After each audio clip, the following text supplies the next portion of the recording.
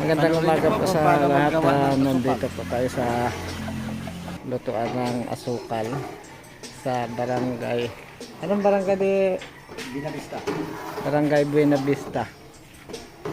So first time natin makakita ng nagaluto ng asukal na pula. Oh. Ang tawag pala dito ay maskubado. Oh. Maskubado. So yan, malalaking mga lulutuan ng asukal.